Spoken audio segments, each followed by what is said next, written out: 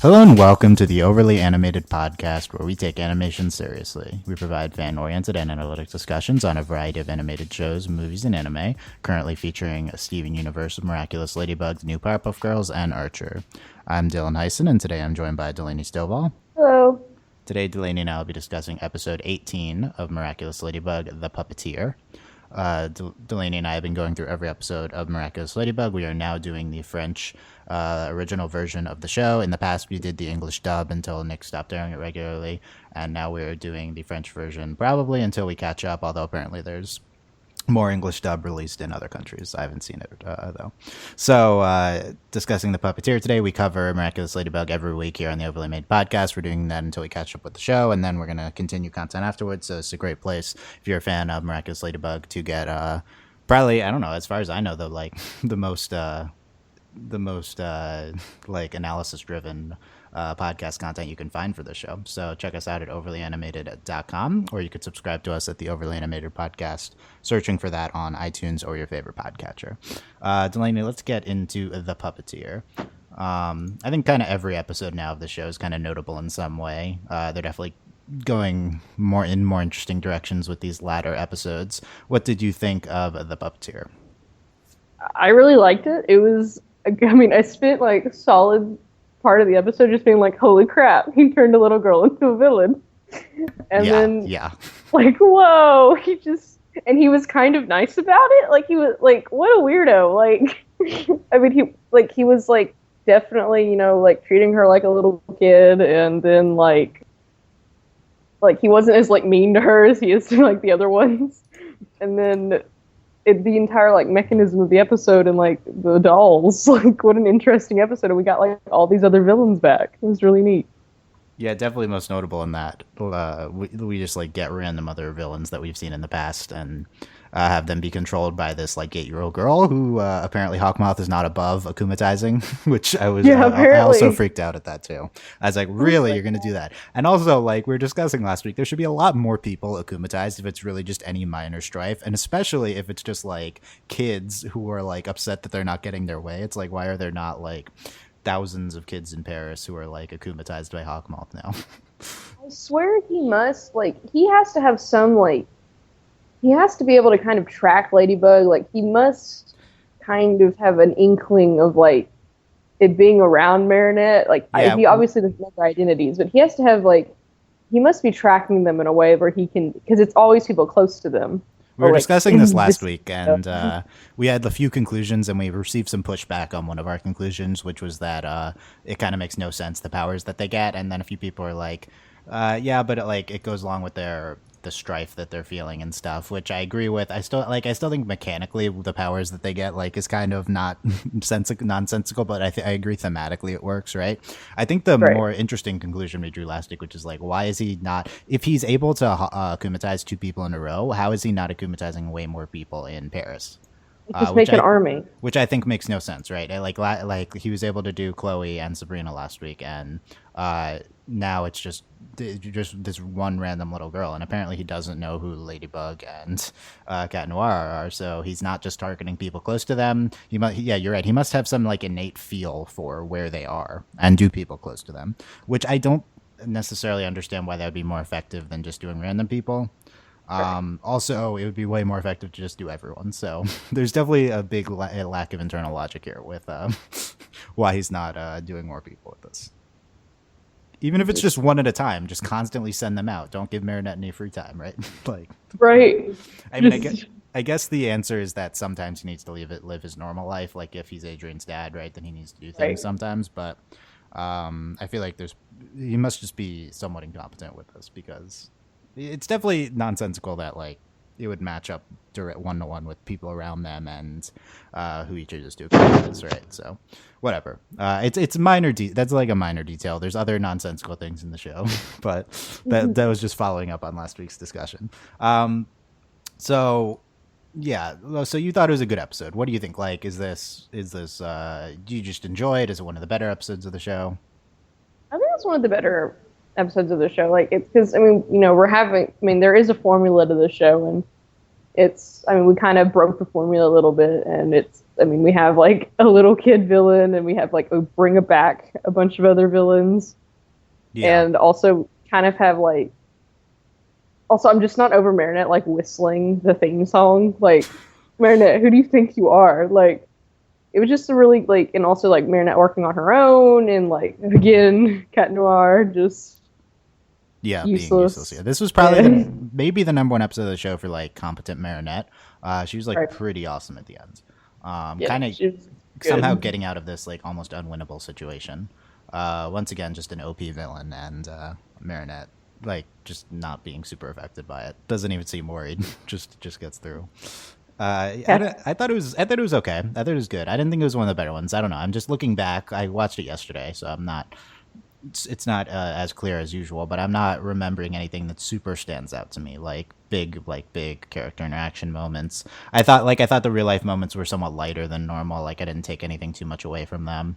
I did like the villain. I didn't necessarily love how the past villains were utilized. Like it didn't do that much for me. Although we got a lot more Lady Wi-Fi, which is always great, of course, because she was wonderful. And I liked varying the structure, right? So at this point, any episode that changes things up and isn't like doesn't have any big gaps, I think it's going to be great. So for me, good, not great episode, I guess. But let's go through it and we'll see. So let's talk about Manon, the little girl here. Was that her name in the English? Because we watched the last time we saw her was for an English episode. I don't remember if that was what she was named in English. Something like that. I remember we had trouble with her name, so maybe it was. But yeah, Manon, I'm pretty sure. And what do we think of her interactions with Marinette here in the beginning and then end of the episode? Like I don't know. There was no this. I feel like this episode did not attempt to make any big moralistic points, which I guess is a good thing. But also, like its recurring theme was like Marinette being susceptible to like cute things. Like, okay, what are we supposed to take away from that? But yeah, I don't know. What do you think of the real life scenes in this episode? It was cute. I mean, it was just like funny because Marinette, like, and of course, like in context of the other episode with her in it, it's like Marinette, you were like the worst babysitter.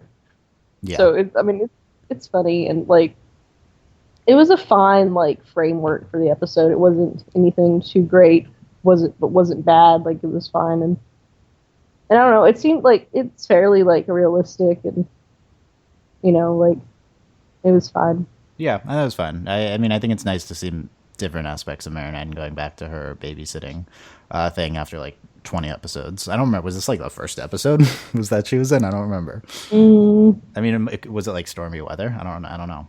Yeah, it was something like that. It might have been. And yeah, so I think it was okay. I don't know. The puppy dog eyes thing was weird. I'm not sure what I was supposed to take away from this. There's this one moment when Tiki gave Marinette puppy dog eyes, and I freaked out at that because that was super terrifying. I knew. I saw it, and I was like, Dylan was screaming right now. Yeah, come on, Tiki. That's like unfair. That was like, I don't know how Marinette just didn't scream at that moment. But again, we need to analyze Tiki's behavior this episode. But yeah, I think it was okay. The train scene with Alia and Adrian's there. Like I don't know. I look back to last episode or the ones before it, and I don't know. It just seems less substantial to me. Although there are some good moments. Marinette freaking out with like Adrian waving through the glass. And Alia being like, "You're a huge weirdo. Why? He already saw you." We're just waving. Yeah, I don't know if it was a super big episode for any shipping or anything like that. No. We had a little bit of Maralia, which we'll get to, of course. We had, I guess, some Marinette Adrian with that scene, and then some Lady Noir, right? With like I guess at the end, it was somewhat light though. What do you think of the mechanics of getting into the villain, the puppeteer? Her outfit reminded me of like stormy weather, I think. Yeah, no, that's what I thought. Yeah, that was interesting. So first of all, Hakumata kumatizing a child. Does he have no ethics here? Well, obviously, he'll do anything for. I mean, he doesn't kill people, right? Like he's right. Not that bad of a guy, I guess. He's just like steal their earrings, go. What is? I mean, we know he says he wants to take over the world, but if you ignored that, he's not like that necessarily morally bad. He's not really hurting people. Everything reverts back no matter what. I guess if he won, it wouldn't revert back though, right? Yeah, that's the thing. So okay, I guess it's maybe just Marinette. But he on the scale of things, I feel like he's not that bad. But him just akumatizing a child, pretty bad there. What's next? Like super baby or something? Yeah, or like, can he akumatize animals? Like, what else can he do? Just, okay, kids. Probably could. I don't know.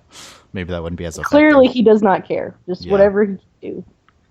He was pretty mad. Oh, the notable Papillon Hawkmoth thing was he's like, I guess the most notable thing is he seemed pretty confident once Puppeteer got the Cat Noir doll, and he was like, yes, it's finally happening. And then at the end he was like super distraught, like more so than normal, I feel like.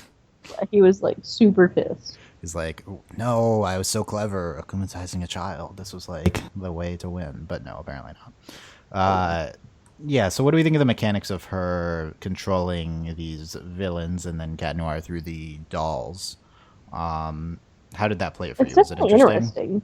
Yeah, I think it's very interesting, and it was like, and it kind of, I mean, I don't know, it worked well, and it made sense.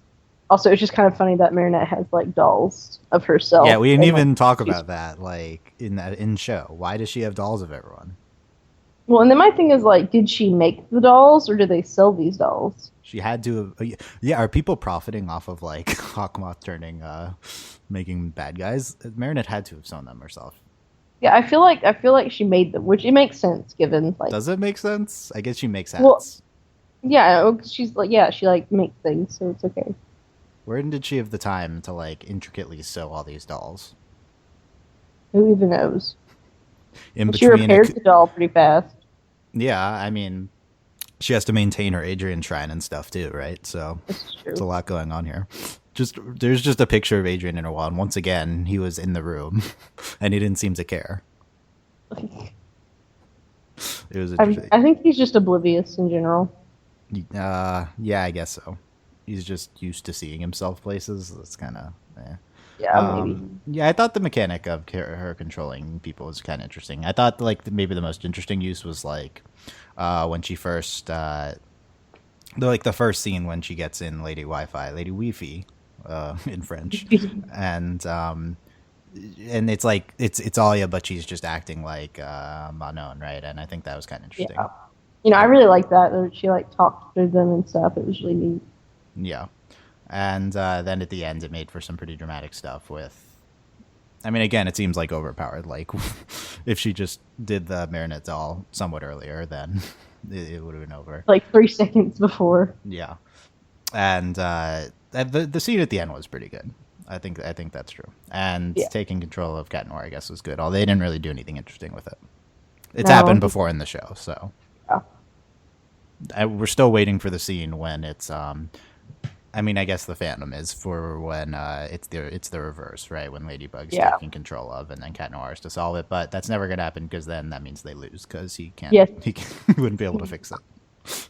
There's no Lucky Charm to fix that, right? Yeah.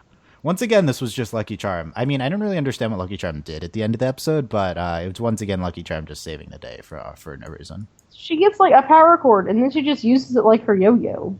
I assume that's what happened. Why did she need that instead of like a second yo-yo? Who knows?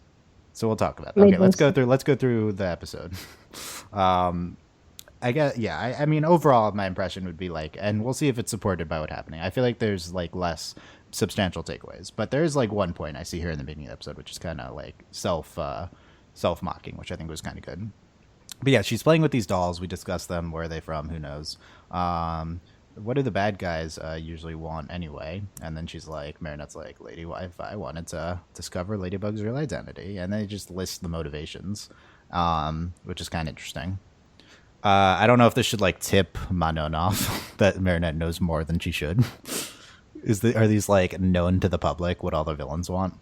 Well, I don't know about what they want, but I mean, everyone seems to be pretty aware of like how the villains work, so I don't think it's too out of the realm of possibility because we've seen before, like like Chloe, for instance, knows about like Akumas and all that stuff. So yeah. But Papillon wants to take their jewels. She says. What if they get them? The bad guys would win. I thought that was really good because it's like I thought the way I read that was like making fun of that the show doesn't really have a thing that would happen if Hawkmoth got them. Like, it's not really established. Right. And Marinette probably doesn't even know what would happen, right? I think that maybe I think it has in-universe sense too. Like, what does Marinette know about Papillon's plans, right? So. I think it would just be bad. That's all they know. It would just be bad. Yeah, and they probably just trust Plog and Tiki, whatever they're telling them, which is not a good move because Tiki's the true villain of the show. So, and Plog is useless. So Plog, we got some really weird Plog here. Let's keep going. If he could just not talk. We have Manon just getting upset that she can't take the dolls. Her mom's there, who's they name later, Miss Chamak, I think. Yeah. Yeah. There's some stuff with the mom and what she's doing at the TV station, and I guess we learned about that in an earlier episode, but I don't really remember, and I didn't really care about it this episode. Yeah, like whatever she was doing when she was going to the station, and there's like a solid 30 seconds of her just interacting with other people, and I didn't really care about that. Yeah, it was just like, here are these characters you've kind of seen before. Yeah. Rips the arm off, lending the doll. Don't make the puppy guys. Marinette like looks over to Tiki whether she should let Manon take the doll, and Tiki is like, no. Like, Marinette, why do you care what Tiki says about this? Like, Tiki's not in charge of anything. Calm down. Like, this has nothing to do with the powers. Come on, this is not your territory. I think Tiki's like trying to control Marinette's life. Like, well, I mean, clearly. Make her too dependent on her so she can succeed with her evil plans. Yes. Tiki needs to stay in her lane. Tiki says, good thing that the bad guys never do the puppy dog eyes. Which I thought which I mean was clearly like foreshadowing Manon becoming a villain. So some of the shock value was taken away from that.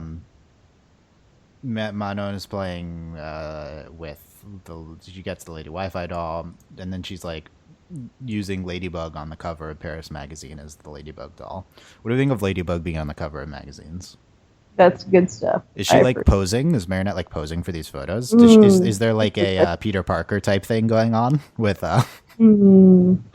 Is that what's happening here? Is she like taking photos of herself? I think she'd be willing to pose for some. She's been on the news and stuff, so. We've only ever seen her pose for Alia though. This is true. Is she like cheating on Alia by posing for the Paris magazine? Or what if Alia sent the picture in? What if Alia is Peter Parker? Yeah, maybe Alia is a Peter Parker. Yeah, I don't know how that works, but yeah, I don't either.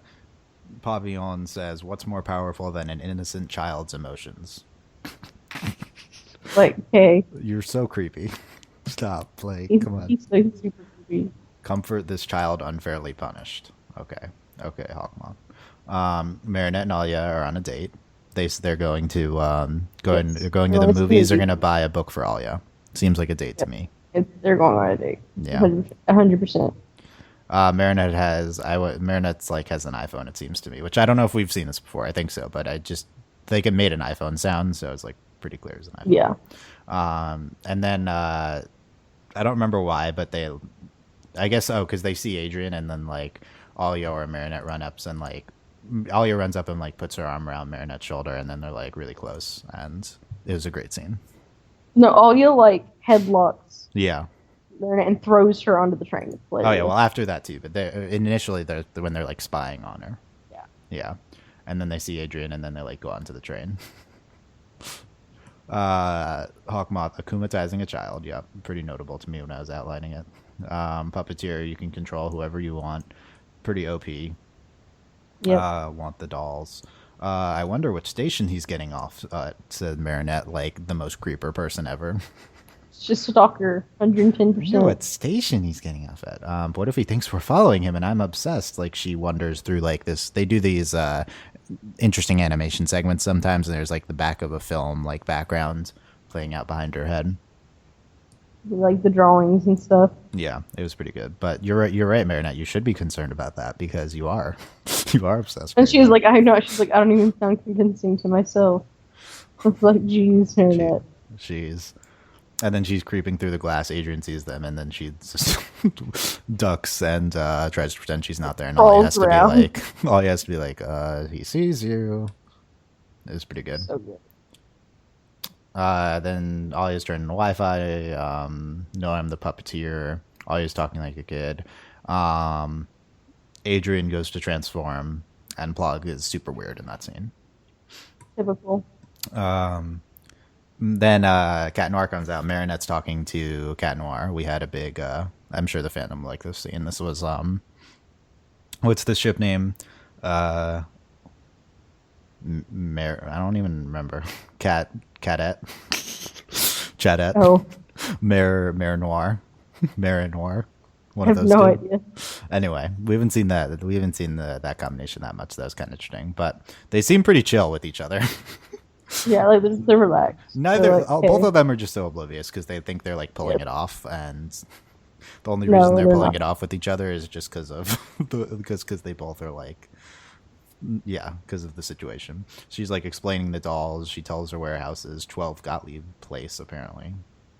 Now we have an address. Yeah, so now we know. I don't. Is that like right next to the Eiffel Tower? I don't know. People who know Paris more. It's probably a fictional street. I don't really like the idea of Cat Noir rummaging through my room, she says. I wouldn't want Cat Noir in my room either. I feel you on that. Me neither. But the fandom is probably like, no, please come to my room, Cat Noir. Right. Yeah. But this is. I mean, we should note in all seriousness, like, Marinette's still definitely not into Cat Noir. Like, the show continually making it clear. And I know sometimes the fandom's like shipping it anyway, which is fine, but canon is still, we're 18 episodes in, canon still, she's not into it, right? So, although I think that you could argue that the tension has lessened. Yes. When with their like flirting when they're both their superhero persons. I think it's more natural now. Yeah, and it's definitely more like, and Ladybug's reactions aren't as like visceral, like, and he's like not expecting a nice response typically, so it all works out. She's not like actively disgusted with him in this episode, yeah. Marinette or Cat Noir cataclysms to destroy Marinette's router or cell tower on top of her building, and I was just freaking out at this because. Well, I was just like, you could just destroy the building. Like, what are you doing? Yeah, why are you? What do you need a cataclysm to destroy that? Can't you just like take a screw out or something, or like just unplug it? Just like unplug it. You don't need a cataclysm to destroy the router. You can just unplug the router, Cat Noir. Like, come on. And now Marinette does not. Now she's never gonna have Wi-Fi again, and it's all your fault, and she's always gonna hate you for that. So you should have thought of that before you chose to kill the router. Like such. What a waste of cataclysm. What a waste of cataclysm, and what a waste of like perfectly good Wi-Fi. I mean, come on. Yeah, for real. Apparently, Marinette only able to get the Ladybug doll, and she gets the rest. The Puppeteer. Don't let her make me her under her control or something. I think I transcribed this wrong. Only your wishes are my command, she says. Or Cat Noir says. Yeah. What was your reaction to that line? It was like, it wasn't cute, but it didn't make me want to throw up. It was just typical cat. It was just like typical cheesy Cat Noir, right? Yeah. So it was funny though when they were playing with the dolls and I thought it was Manon, but Manon. Well, not yeah. She was like Cat Noir wouldn't say that, and it was like LOL. Yeah. Like, what did they try to make him say? I don't remember. I can't remember, but I'm sure it was some sort of pun or something. And she was like, "He wouldn't say that." And Marinette's like, "Okay, sure." Yeah, sure. Marinette as Ladybug like calls Manon's mom. Like, what? Yep. I didn't understand that. We've seen this before. Like, she's used her yo-yo to communicate before, just like. Oh, was it with her yo-yo and not her cell phone? Yeah. Okay. And Cat can talk with his stick. How did she have his? How does Manon's mom think Ladybug has her number? I mean, I guess she's just like she's a superhero. She does whatever. I mean, I feel like that should give it away. well, she might have like there might be an well again like it's not like they're. I mean, I don't understand how they don't recognize them all the time, but We'll talk about there that might be briefly. something too, like how like maybe she does stuff with the news sometimes. Like they might they've interviewed her before, so maybe that's something they do. Maybe, like sure. Yeah. who knows? Um, But I agree. It was like really yeah, that was a little like, weird. especially after watching like since I've been watching Supergirl, like it is a little bit more bothersome how Ladybug handles it because like in Supergirl it's like kind of funny like how they like go like it's kind of like oh my god how does no one know like you're ridiculous, but this is like it's even more irritating because like they're even worse about it and make more jokes about it in Ladybug, and it's like come on guys, like, and it's worse because it's both heroes and like come on. Yeah. Well, we'll briefly talk about that at the end. Cat Noir transforms for a second time in the episode. Great, more double transform episodes. I'm glad we only had 21 minutes of new animation in this episode instead of 22 minutes. I'm a big fan of that. Woo. Yeah, no, that needs to change in the second season. It's ridiculous at this point. Agree. Well, it was also like why like because I feel like they can come out from around corners and be themselves, like be Ladybug or whatever. Like we get it, we know. Yeah, Like at that you could point, just not show it.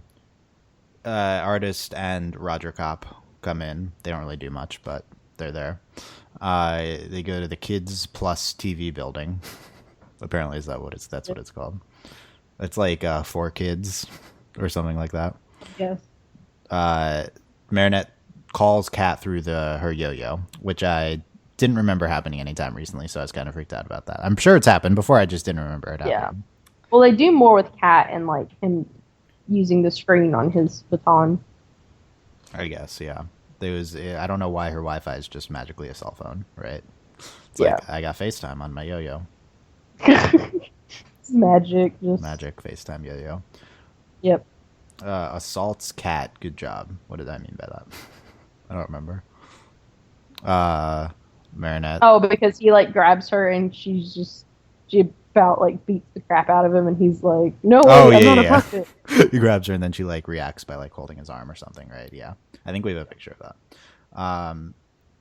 Cat Noir comes to life. Everyone's there. Papillon's super confident. He like Marinette like tapes people together. Yeah. I didn't really get that. Why she's doing that. Yeah, I didn't really either, but you know. She throws the Well, I think the tape was a previous like something Lucky Charm had given her, like in like episodes past. Maybe. She throws the Ladybug doll to the Eiffel Tower. The show is very obsessed with the Eiffel Tower, and I'm like, we just talk about how far she throws that thing. Like, jeez. Super strength. Yeah. Could she do that as Marinette? That was the question I asked last week. See, that's what I want to know. Most people are like probably not, but I don't think that fans were like super confident about that. I don't think the show. Well, I feel like we don't know. Because she could just like choose not to use her super strength, right? This is true. One would assume that you would need to be transformed to do it, but I don't know. I assume that's probably what we should assume. I mean, it kind of makes like the alter ego thing, like it's not as complicated when like she doesn't have powers like as herself, like, you know, because typically the whole alter ego point is that you're never not really your superhero. You just have this alter ego just to like so people don't recognize you all the time. Yeah.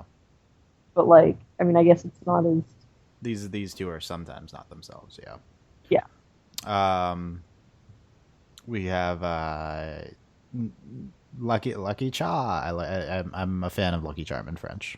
Yes. Because it's just like CHA. She gets a power strip. This part's weird. It looks awesome, but it's weird. Yeah, there's a really great segment with Marinette doing. I mean, for all intents and purposes, it's just a second yo-yo. Maybe there's something with like redirecting currents, but I don't know who's using currents, so I don't know why it needs to be a power strip. Yeah, I didn't understand why it needed to be a power strip. Two yo-yos. It looks awesome. Yeah, we'll talk about this for the screenshot selection, and fights through everyone and is able to direct the Lady Wi-Fi's paws at the Puppeteer. And then she's like whistles and the theme song. Like, oh my god. Yeah, it was a pretty great sequence. This is kind of brilliant. Like finding a way out of that situation. It's pretty tough. It was great. It was arguably one of the best fight scenes in the series, I think. Definitely the best, like, Marinette-centric or Ladybug-centric fight scene, I think. And, yeah, freeing you from evil, Miraculous Ladybug. I'm starting to get a little bit tired of freeing you from evil. I don't know if it works better in French, but... I don't know. It's better than de-evilize, but, like, it's kind of awkward, that phrase. I can see why they tried to change it. Cat Noir says, I'll allow you to manipulate my heart whenever and wherever you want.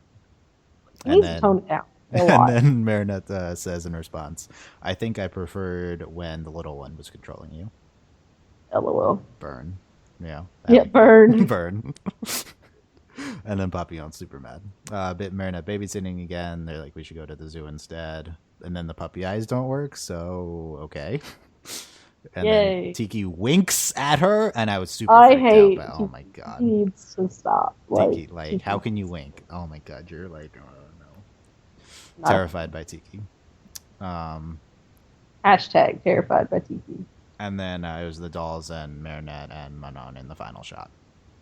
Woo. Briefly, we wanted to, what did I say I wanted to talk about? The identities? The recognizing them, yeah. I'm getting some pushback on the identities thing.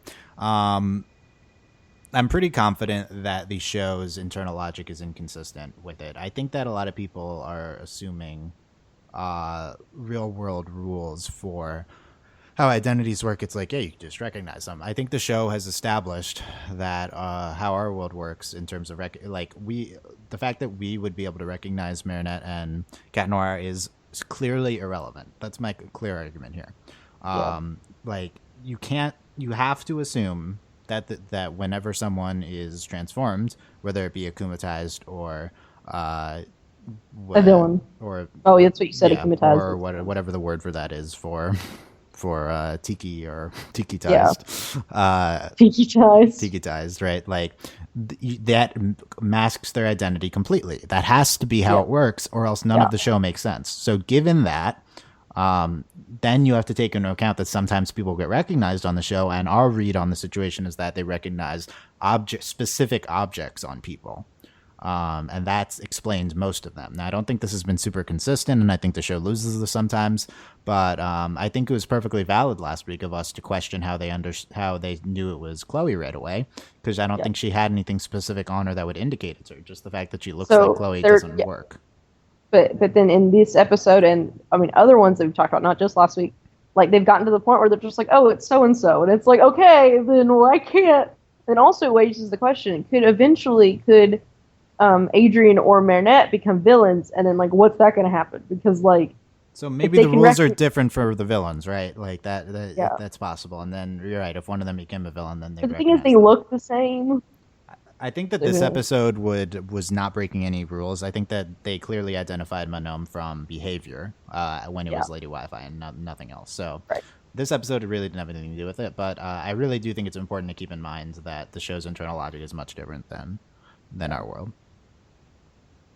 And continue to comment and debate me on that, but that's my position. Okay, let's get into. It's not consistent.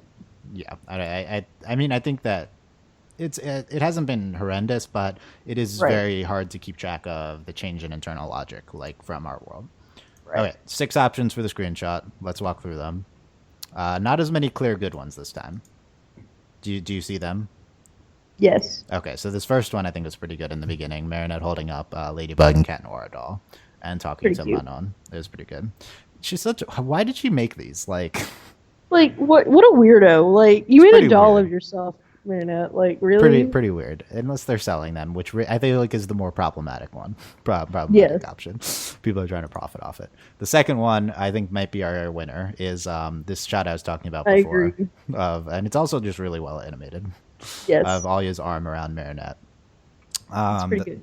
The third one, I think it's not this is definitely not going to win. I think it was funny though. Adrien, looking shocked in the background with Alya as Lady Wi-Fi there, and their eyes kind of match in terms of how wide they are. Yeah.